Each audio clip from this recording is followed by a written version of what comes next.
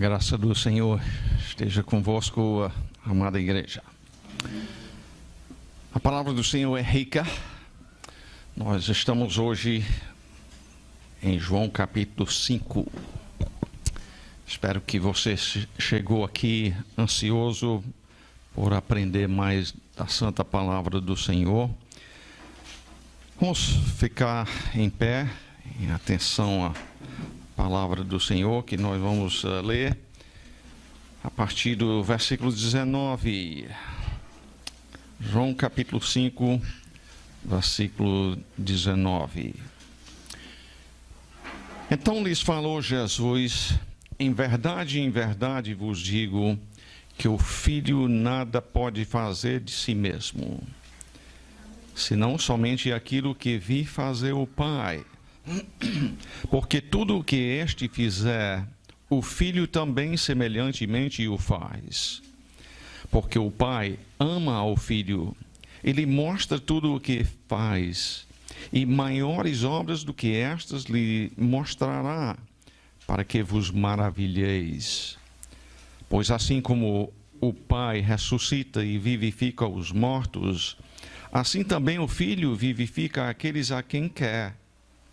E o Pai a ninguém julga, mas ao Filho confiou todo o julgamento, a fim de que todos honrem o Filho do modo porque honraram o Pai, ou honram o Pai. Quem não honra o Filho, não honra o Pai que o enviou. Em verdade vos digo, quem ouve a minha palavra e crê naquele que me enviou, tem a vida eterna. Não entra em juízo, mas passou da morte para a vida. Em verdade vos digo que vem a hora, e já chegou, em que os mortos ouvirão a voz do Filho de Deus, e os que a ouvirem viverão. Porque assim como o Pai tem vida em si mesmo, também concedeu ao Filho ter vida em si mesmo. E lhe deu autoridade para julgar, porque é o Filho do homem. Não vos maravilheis disto, porque vem a hora em que todos os que se acham nos túmulos ouvirão a sua voz e sairão. Os que tiverem feito o bem, para a ressurreição da vida, e os que tiverem praticado o mal, para a ressurreição do juízo. Eu nada posso fazer de mim mesmo, na forma porque ouço julgo. O meu juízo é justo, porque não procuro a minha própria vontade, e sim a daquele que me enviou. Se eu testifico a respeito de mim mesmo, o meu testemunho não é verdadeiro.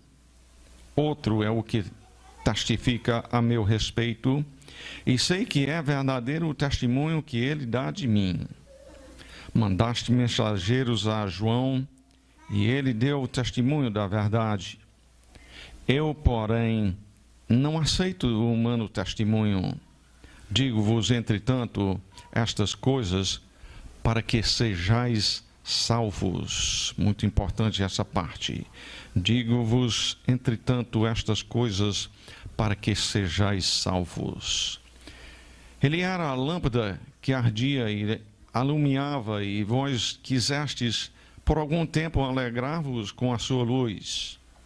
Mas eu tenho maior testemunho do que o de João, porque as obras que o Pai me confiou para que eu as realizasse, essas que eu faço testemunham a meu respeito de que o Pai me enviou.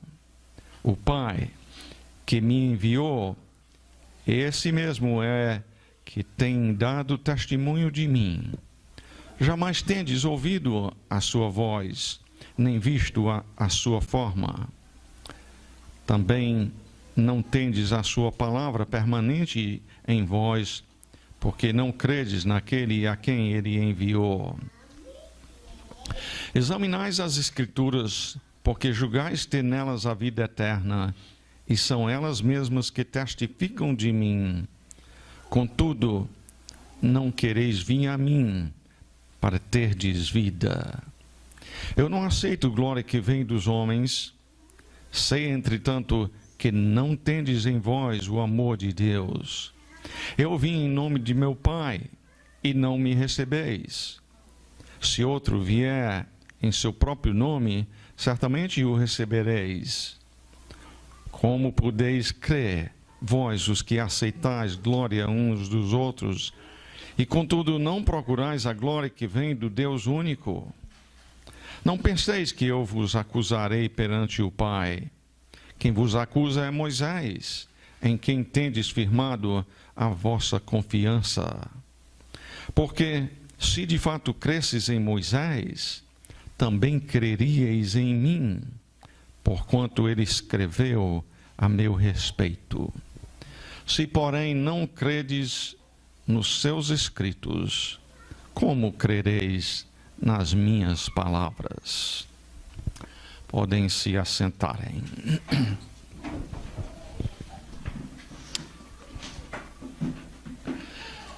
Primeiramente, nós precisamos compreender que este texto é uma continuação do evento que nós vimos 15 dias atrás, em João capítulo 1, de 1 a 18. Lá Jesus encontrou um paralítico à espera de cura. Ele, sem conhecer Jesus, Jesus o curou. Jesus disse a ele: levanta-te e anda. Leva o teu leito também, ele disse. Isso chamou muita atenção dos judeus, porque, primeiramente, ele não somente estava andando, mas carregando o seu leito ou a sua cama, e ninguém fazia isto no sábado. Então chamou a atenção de todo mundo e resultou em acusação contra Jesus, porque ele tinha curado este homem no sábado. E diante disto, Jesus disse no versículo 17: meu Pai trabalha até agora, inclusive no sábado, fazendo o bem, e eu também trabalho.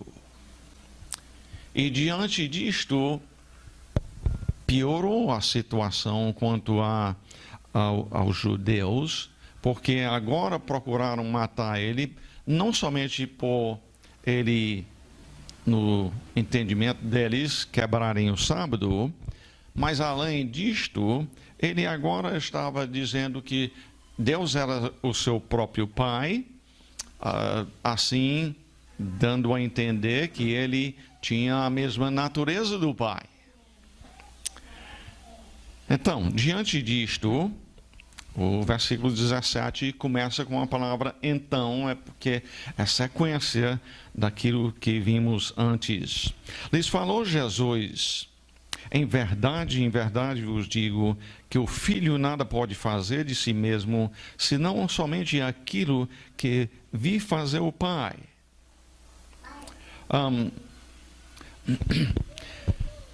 Para começar, este versículo não irritou eles, com certeza. Ele diz: eu não posso fazer nada de mim mesmo. Mas quando ele conclui o versículo dizendo: tudo o que este fizer, o Filho também semelhantemente faz, aí provoca a coisa na continuação aqui daquilo que dá razão a eles o rejeitarem. Jesus continua dizendo então: porque o Pai ama ao Filho. Uma das coisas que nós precisamos compreender é que desde toda a eternidade houve amor. Houve amor do Pai para com o Filho e para com o Espírito Santo. O amor existe porque lá existia pessoas que procuravam o bem um do outro. Uma das coisas, então, que neste texto mostra o amor entre o pai e o filho, nós vemos na continuação do versículo, e ele mostra tudo o que faz. Porque não tinha... porque existia amor entre eles, então não tinha segredo. Havia esta união. É um exemplo do que deve existir entre nós e nossos cônjuges. Não estou dizendo que tudo que a gente ouve outras pessoas dizerem, a gente deve dizer para o cônjuge.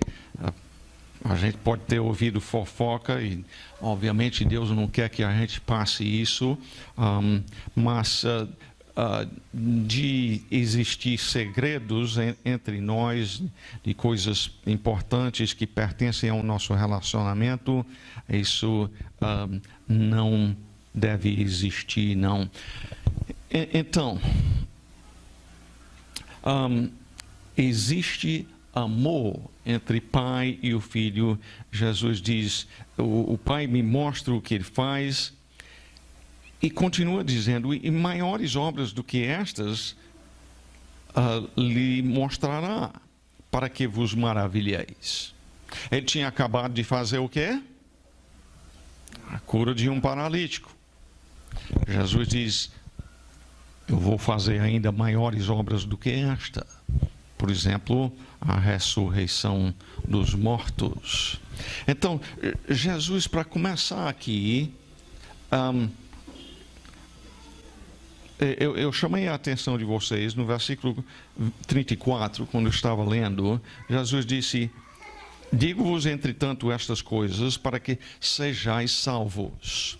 Então, este texto aqui é um texto sobre verdades que você precisa crer sobre Jesus para ser salvo. E uma destas é a questão da divindade de Jesus. É necessário compreender que Jesus não é um mero homem, não é uma criatura qualquer.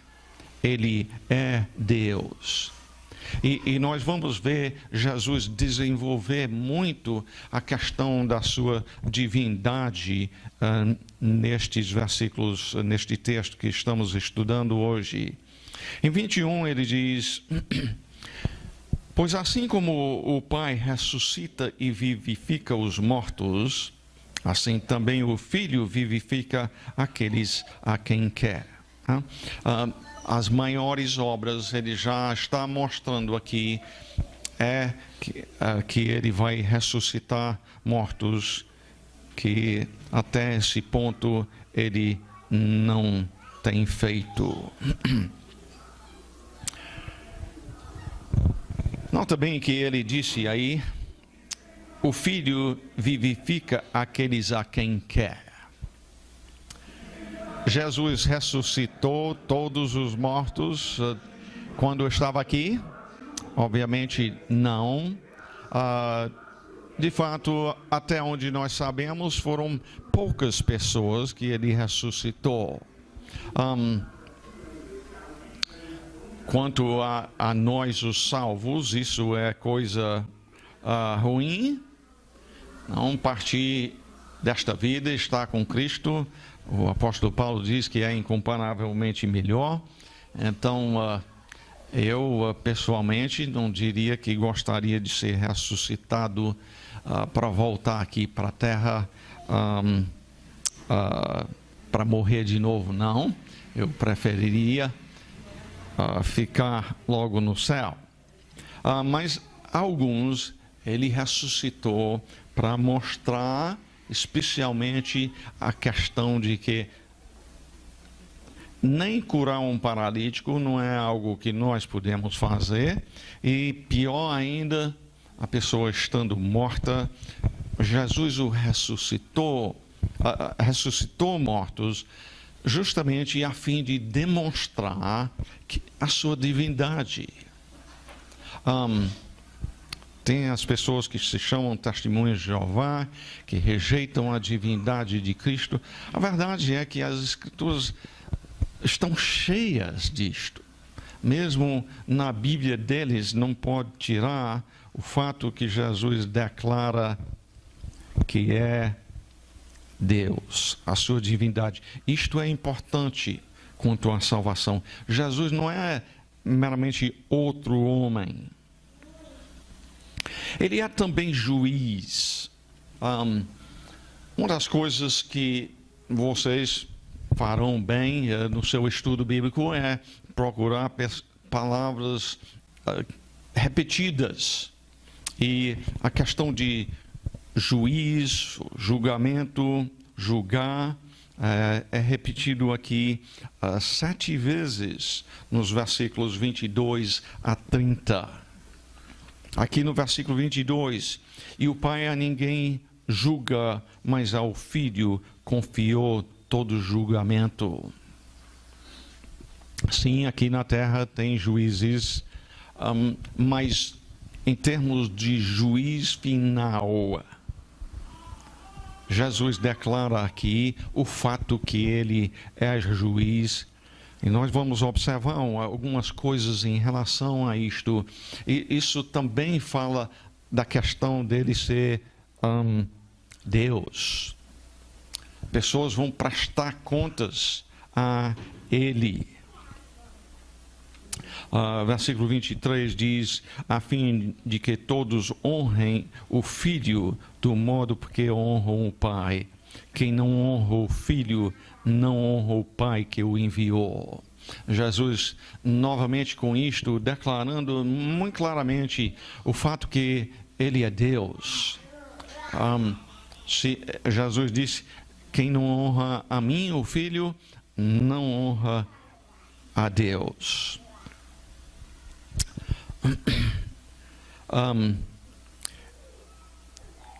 Em Isaías 42, versículo 8, diz, eu sou o Senhor,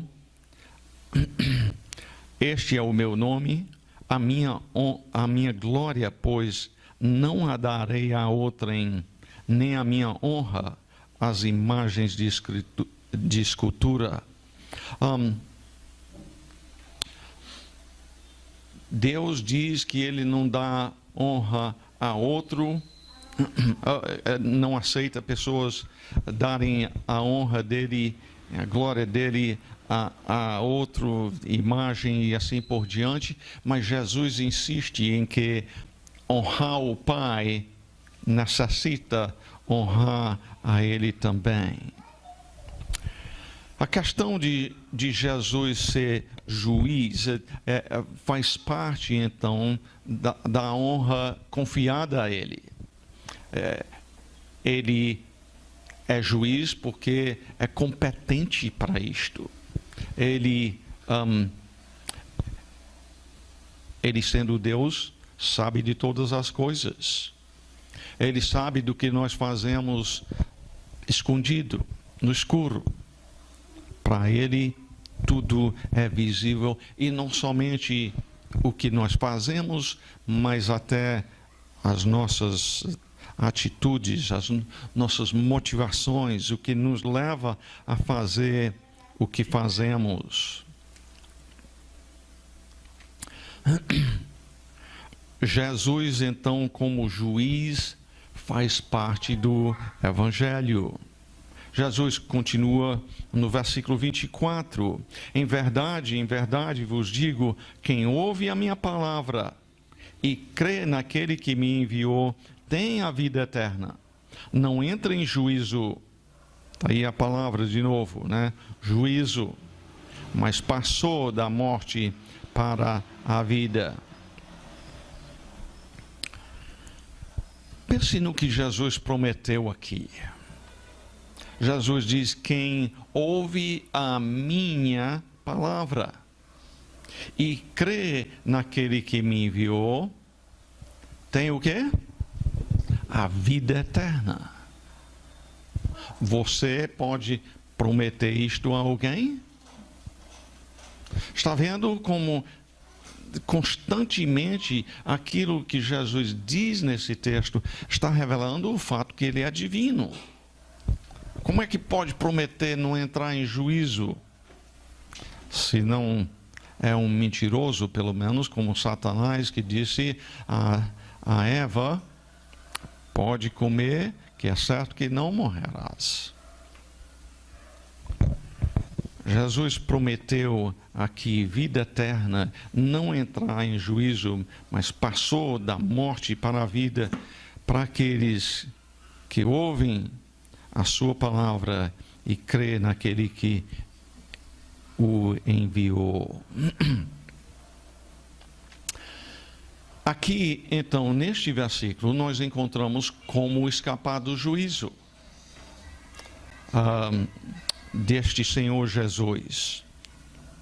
Eu pergunto: você tem ouvido as suas palavras? Você tem crido nelas e crido que o Pai enviou a Jesus como Salvador a este mundo? Você tem a vida eterna? Tem outra coisa importante aqui neste versículo. Neste mundo, você, digamos, Silas, morrendo, e se tivesse acumulado um débito de R$1 milhão, espero que você não deve isso tudo, não, mas se tivesse acumulado isso e não tivesse casa e bens que pudesse cobrir esse débito, um juiz poderia lhe condenar a pagar isto depois da morte? Não, morreu, cessou.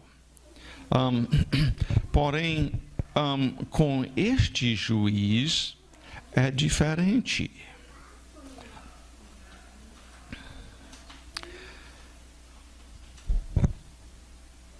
Jesus continua dizendo: em verdade vos digo que vem a hora, e já chegou, em que quem ouvirá a voz do Filho de Deus?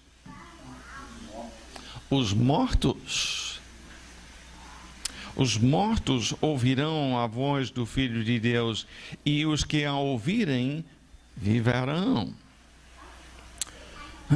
Porque assim como o Pai tem vida em si mesmo, também concedeu ao Filho ter vida em si mesmo. Jesus diz, então, assim como Deus não depende de nada quanto a nós, Ele não nos criou, não criou o que existe porque estava precisando de alguma coisa. Ele tem vida em si mesmo. Ele é autossuficiente.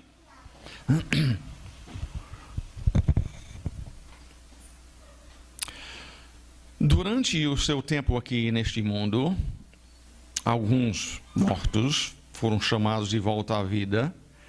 Porém, como ele diz aqui, vem o tempo quando todos vão os mortos vão ser chamados à vida.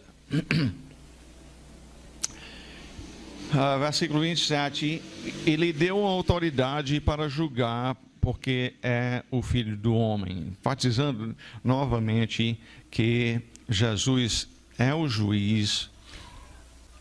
Foi dado esta posição a ele pelo Pai. Notei uma coisa aqui. É interessante que no versículo 25, Jesus fala de si mesmo como sendo filho de quem? Versículo 25. Jesus é filho de quem? Filho de Deus.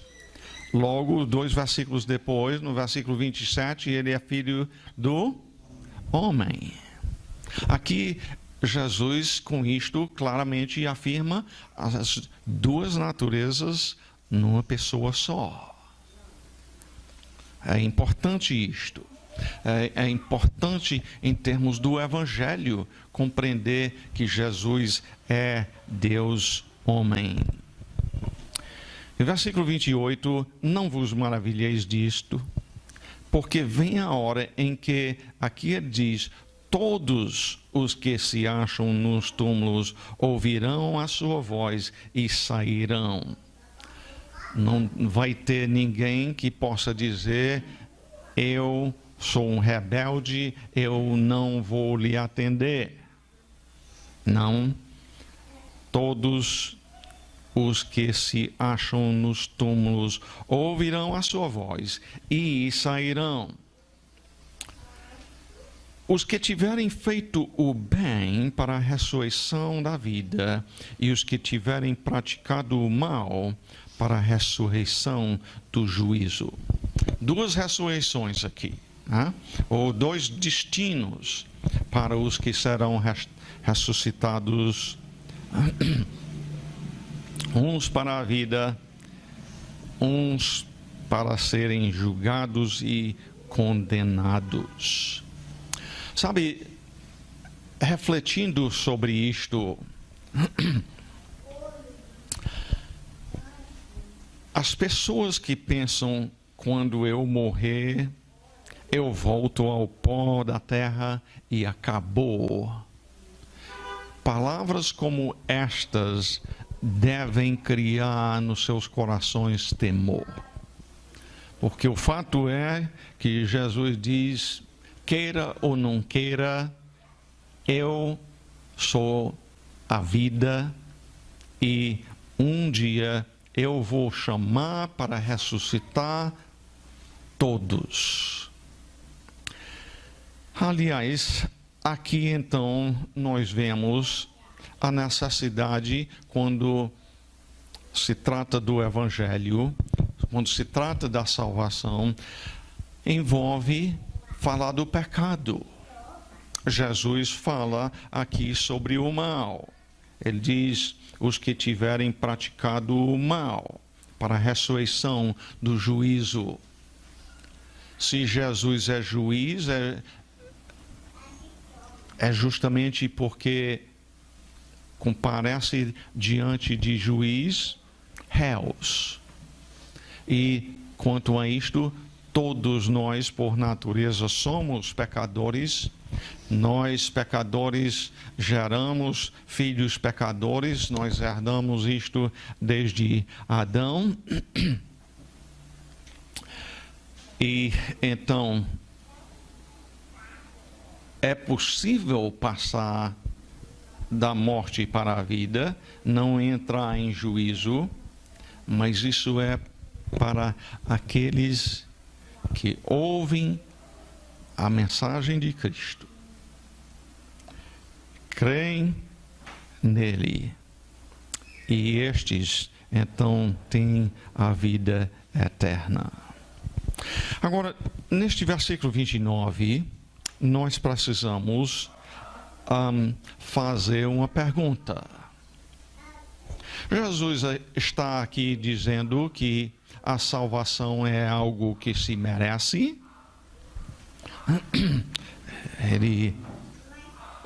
O apóstolo Paulo entra em conflito com ele quando diz: porque pela graça sois salvos mediante a fé, e isto não vem de vós, é dom de Deus, não de obras para que ninguém se glorie. O que Jesus diz aqui é outro evangelho diferente. Nós não cremos isto, não. O que Jesus está dizendo quando ele diz: os que tiverem feito o bem para a ressurreição da vida, é entender que a Bíblia ensina, diz que não há quem faça o bem. Mesmo no Velho Testamento, disse isto, e Paulo citou em Romanos capítulo 3. A verdade é que ninguém faz nenhum ato bom até ao momento da sua salvação. Quando ele é regenerado, quando o seu coração egoísta é transformado, ele começa a fazer o bem pela primeira vez. Não estou dizendo que um ato não é um ato que Deus até ensina na sua palavra a praticar, mas ele não fazendo pelo motivo correto, não é bom quanto a Deus, não é bom nunca em termos de, com isto, merecer a salvação. A ideia aqui é aquela de Efésios capítulo 2 e 10, pois somos feitura dele, criados em Cristo Jesus para boas obras, as quais Deus de antemão preparou para que andássemos nelas.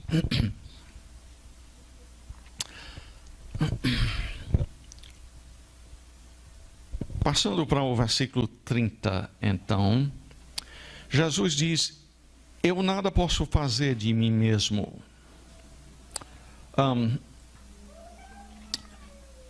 Uma das coisas que nós precisamos observar neste texto, e é algo que confunde a muitas pessoas, é um versículo como este aqui.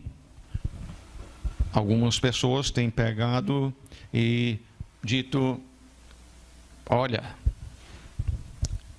Jesus não pode ser Deus. Ele diz: eu nada posso fazer de mim mesmo. Mas precisamos compreender que quando Jesus fala eu nada posso fazer de mim mesmo, nós precisamos compreender que Jesus está falando aqui quanto a, neste contexto, duas coisas. Ele está falando da igualdade entre ele e o seu Pai em termos de natureza. Ao passo que, quanto à função, quanto ao papel que lhe cabe, ele é submisso ao Pai. Nota em versículo 30, ele diz: eu nada posso fazer de mim mesmo, na forma que ouço, julgo, o meu juízo é justo, porque não procuro a minha própria vontade, e sim a daquele que me enviou. Nós vamos ver, não somente neste texto, que Jesus várias vezes fala de juízo e julgamento e assim por diante, mas diversas vezes ele fala nesse texto do Pai que me enviou. No versículo 23, ele terminou: quem não honra o Filho, não honra o Pai que o enviou. Versículo 24, e crê naquele que me enviou. Aqui também, no versículo 30, ele menciona o Pai que me enviou.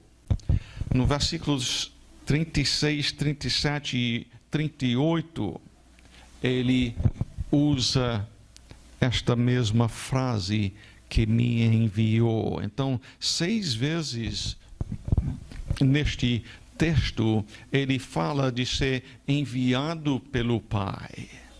É importante que nós compreendamos esta questão aqui.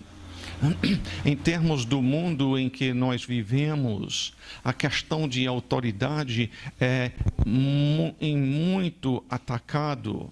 Nós falamos um pouco sobre isso 15 dias atrás.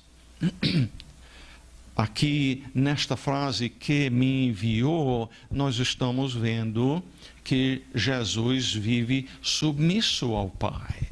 Ele vive a fazer, como ele diz aí no final do 30, porque não procuro a minha própria vontade. Eu pergunto: Jesus tem vontade? Ele está dizendo aqui que ele tem vontade. Mas essa vontade dele, ele diz na continuidade, e sim a daquele que me enviou, e subentendido aí está, e sim eu procuro, isto está entendido aí, a vontade daquele que me enviou.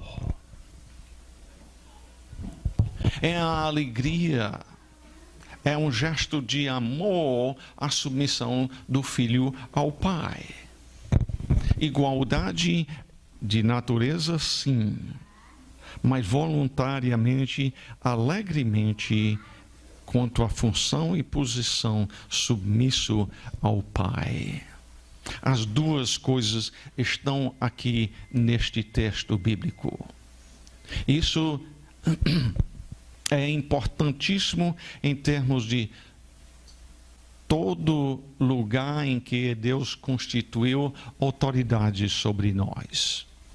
Seja marido, esposa, seja pais, filhos, seja pastores, ovelhas, seja governo, cidadão, e seja o patrão e o trabalhador, em todas estas coisas, envolve esta questão de autoridade, de uma pessoa de natureza igual, porém, autoridade sendo usada como Deus quer, é para o bem daqueles que estão debaixo dessa autoridade. E nós vivemos em um mundo onde é dito e praticado que tudo isso impor opressão à pessoa que está debaixo de autoridade. Na verdade, é rebeldia contra o Senhor, não está em posição de submissão, onde o Senhor o ordenou. Devemos fazer, então, pergunta aqui: a subordinação do filho ao pai é algo somente que começou na encarnação? Em 1 Coríntios, capítulo 15, versículo 28, aqui trata do futuro, quando diz: quando, porém, todas as coisas lhe estiverem sujeitas, isto é, sujeitas a Cristo, então o próprio Filho, Jesus, também se sujeitará àquele que é quem? O Pai, aquele que todas as coisas lhe sujeitou, para que Deus seja tudo em todos. Então, nós vemos aqui claramente que o Filho submisso ao Pai não é algo somente do tempo em que ele estava aqui na terra, será para todo o sempre. E eu entendo, até pelos próprios termos pai e filho, que sempre tem sido assim. A própria frase, o Pai que me enviou, indica, e diante das Escrituras que falam de que isto foi planejado desde a eternidade, eu entendo então que sempre houve esta igualdade de natureza e subordinação em termos de função, em termos de trabalho a fazer. Nota bem, aqui ainda neste versículo, Jesus diz: o meu juízo é o quê? É justo. Aqui na terra muitas vezes não é assim. Aqui muitas vezes a justiça é comprada. Mas este juiz, primeiramente, não precisa do dinheiro de ninguém, nem favor de ninguém. Ele é perfeitamente justo. Ele não está lá, como ele diz, para procurar a sua própria vontade. É justiça perfeita. E, aliás, foi justamente esta justiça que exigiu, então, que mais tarde Jesus Cristo, ele já tinha vindo aqui, que mais tarde ele morresse. Jesus morreu na cruz porque Deus é justo e não poderia declarar ninguém como justificado a não ser por ele morrer. Então, este texto aqui em si não fala da morte de Cristo, mas faz parte do Evangelho, faz parte daquilo pela qual somos salvos. E o fato que ele é juiz e justo fez com que fosse necessário esta morte de Cristo. A partir deste ponto, então, Jesus começa a falar de testemunho ou testificar. E nos versículos daqui até ao final, até o versículo 39, nós encontramos outra palavra-chave, é testemunho, testificar. Como também, dos versículos 39 a 47, nós vamos ver a palavra crer, repetido 7 vezes. Então, o testemunho é declarado a fim de que a pessoa creia. Jesus, com isso, procura estabelecer para as pessoas a razão pela qual devem crer. Ele diz, então, no versículo 31, se eu testifico a respeito de mim mesmo, o meu testemunho não é verdadeiro.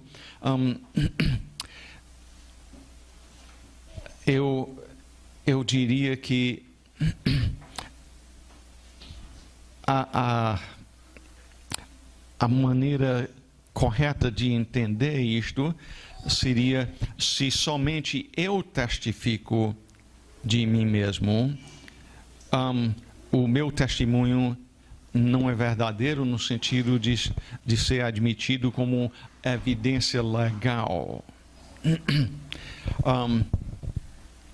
Ele diz, eu estou dando testemunho de mim mesmo, mas eu entendo que quanto a vocês fazerem um julgamento quanto à minha pessoa, eu vivo num mundo cheio de mentirosos.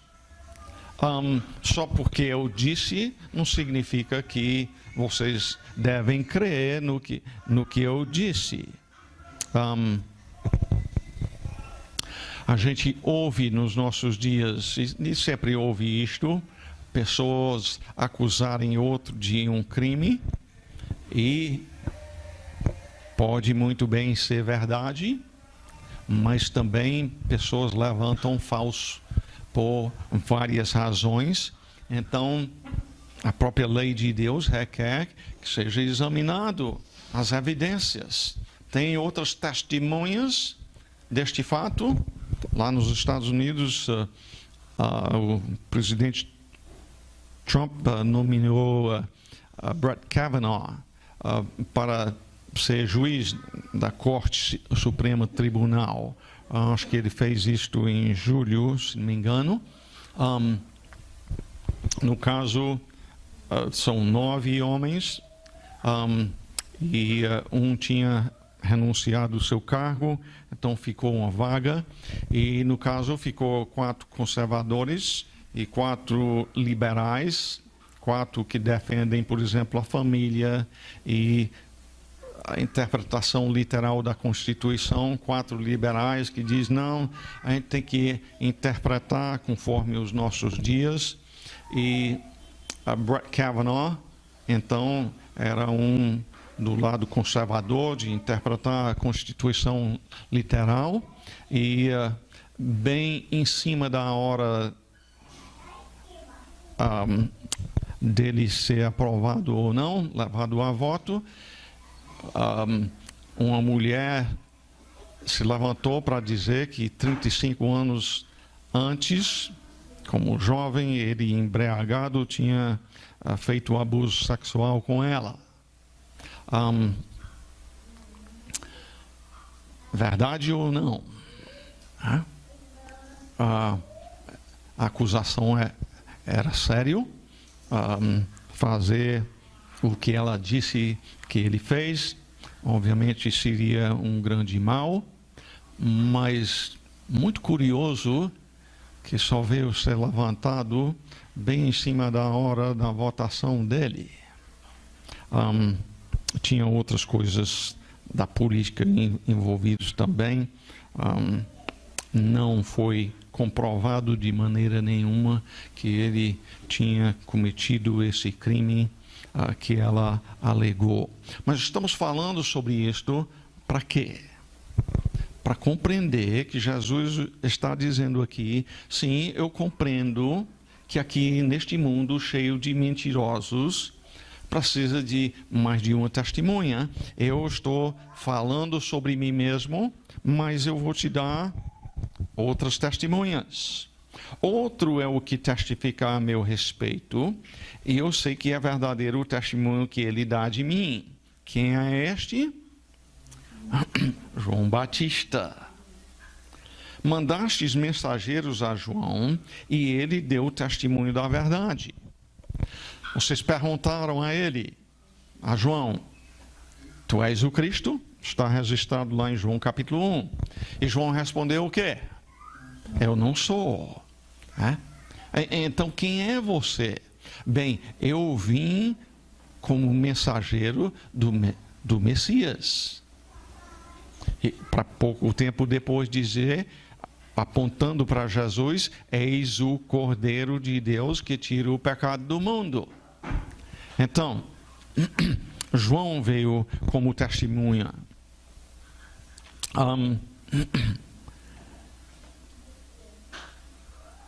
Jesus continua dizendo, eu, porém, não aceito o humano testemunho, digo-vos, entretanto, estas coisas para que sejais salvos. Eu já mencionei o fato que nós precisamos, então, diante de Jesus dizer a razão pela qual ele está falando sobre o que está dizendo, entender que é a procura de que pessoas fossem salvas.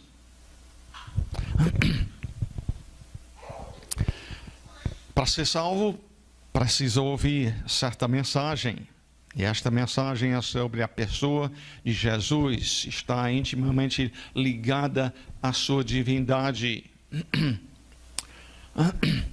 Aliás, quando Jesus diz para que sejais salvos, a implicação disto é: vocês não são salvos. Vocês estão precisando ouvir isto justamente porque eu desejo que vocês sejam salvos.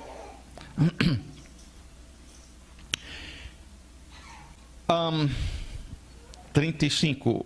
Ele, ainda falando de João Batista, era a lâmpada que ardia e iluminava, e vós quisestes por algum tempo alegrar-vos com a sua luz.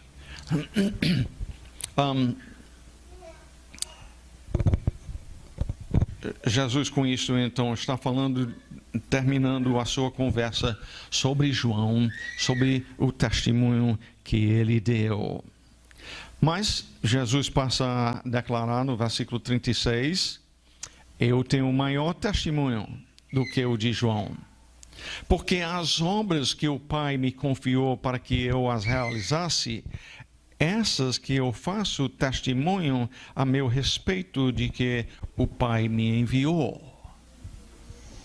Novamente aquela frase, me enviou, está aí, e ele declara, tem outro testemunho que deve levar vocês a crerem em mim, e são as obras que eu estou fazendo.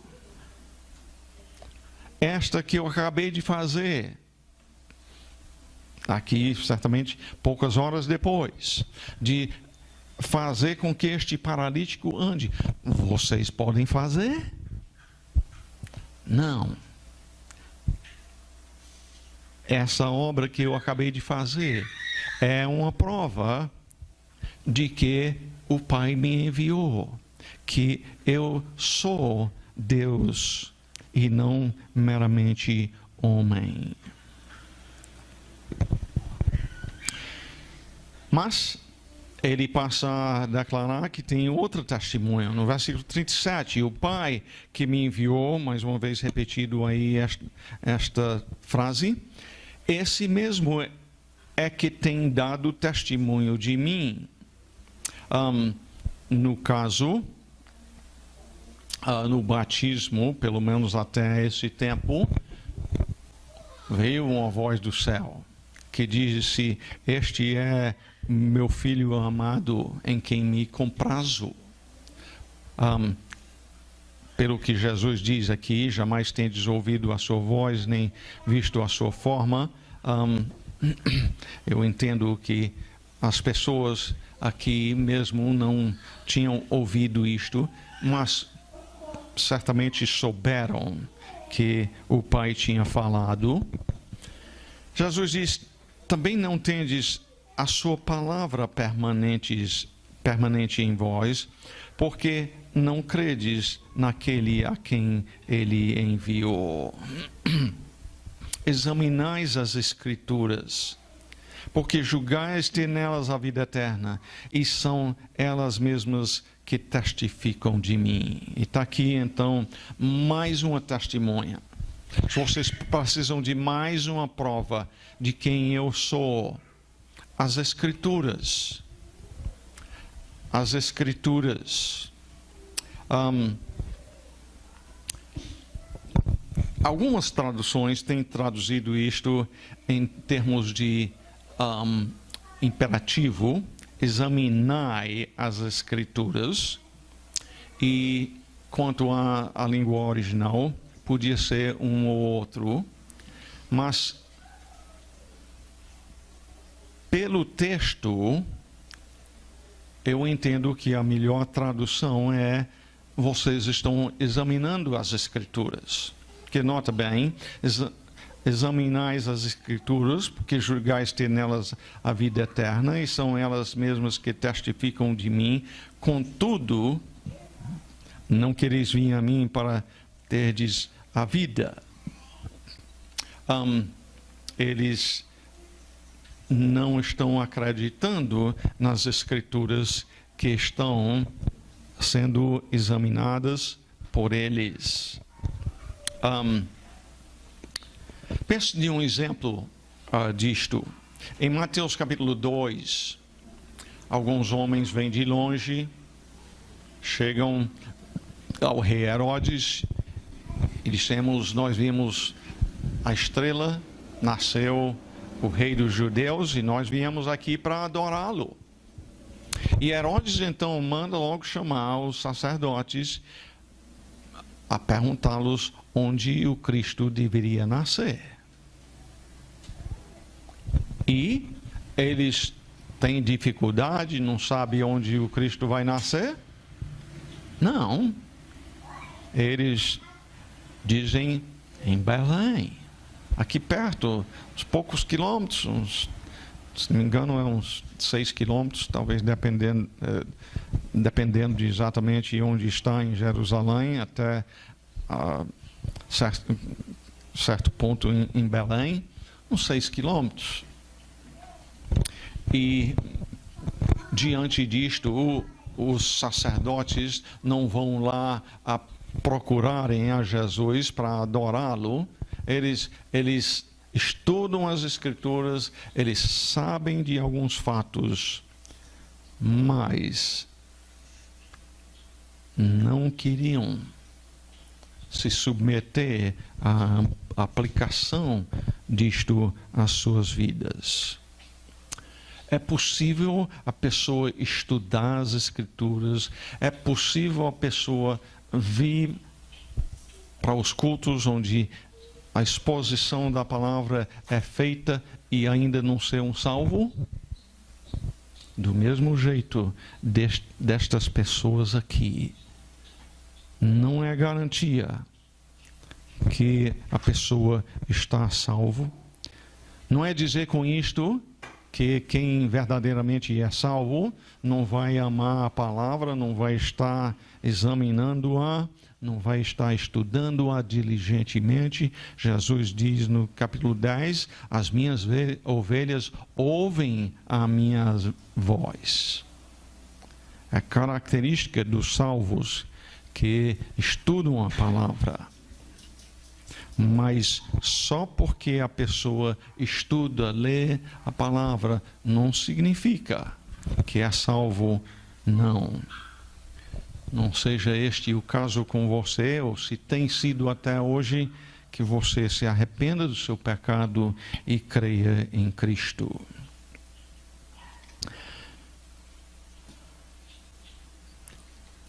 Versículo 40 diz, então, contudo não quereis vir a mim para terdes vida. Eles já tinham feito a sua decisão quanto a Jesus. A decisão era que Jesus era um homem rebelde contra Deus, um pecador. Jesus então continua dizendo, eu não aceito glória que vem dos homens, sei entretanto que não tendes em vós o amor de Deus. Como ele sabia disto? Ele é Deus. Ele conhece o coração. Pessoas se enganam pensando que amam a Deus quando não amam. Acontece. Não são poucas as pessoas que professam muito amor a Deus. E a verdade é que não ama. Como Jeremias 17:9 diz, enganoso é o coração, mais do que todas as coisas, e desesperadamente corrupto. Quem o conhecerá? Justamente porque o coração pode enganar a pessoa a pensar que é um salvo, que ama a Deus, quando não o ama. Eu vim em nome de meu Pai e não me recebeis. Se outro vier em seu próprio nome, certamente o recebereis. Como podeis crer? E aqui nós já estamos nessa parte final, onde Jesus estabeleceu as testemunhas que devem levar você a crer pelas evidências das testemunhas, deve levar você a crer. Mas Jesus faz a pergunta, como podeis crer? Vós os que aceitais glória uns dos outros, e contudo não procurais a glória que vem do Deus único. Você, neste momento, pode dizer, eu procuro a glória que vem do Deus único. Você vive de fato para ouvir dele, muito bem, servo bom e fiel.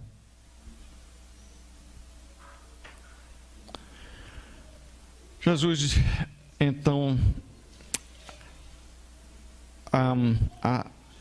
apresenta para eles a dureza do seu coração em termos de seu grande herói Moisés. Não penseis que eu vos acusarei perante o Pai. Eu não vou ser o juiz, desculpe, eu não vou ser o defensor de vocês. Eu vou ser um dos acusadores. Quem vos acusa é Moisés, em quem tendes firmado a vossa confiança. Vocês têm crido, têm confiado em Moisés. E Jesus diz, Moisés vai condenar vocês. Porque se de fato cresces em Moisés, também creríeis em mim, porquanto ele escreveu a meu respeito. Vários são os lugares no Velho Testamento que referem a Jesus, e Moisés fez dos tais também. Em 3:16, a semente da mulher seria um exemplo disto, mas por causa do tempo vamos concluir aqui logo. Jesus diz: se porém não credes nos seus escritos, que ele já tem estabelecido como uma das testemunhas a respeito dele, como crereis nas minhas palavras?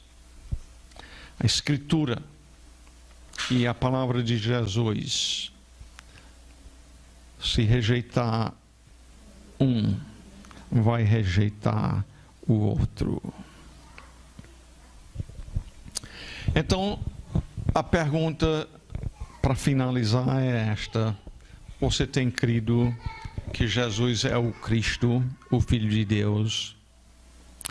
São muitas as testemunhas que confirmam este fato.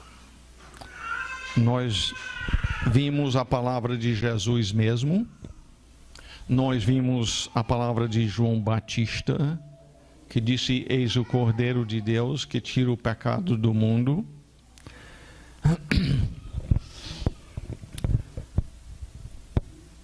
Nós temos visto as obras de Jesus. Você pode fazer o que ele fez? E se não pode, é porque Jesus é Deus.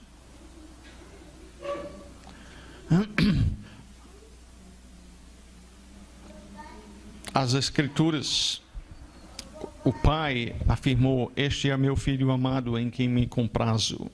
As Escrituras, por exemplo, em Isaías capítulo 9, versículo 6, lá diz: porque um menino nos nasceu, um filho se nos deu, o governo está sobre os seus ombros, e o seu nome será Maravilhoso Conselheiro e Deus Forte, Pai da eternidade, Príncipe da paz.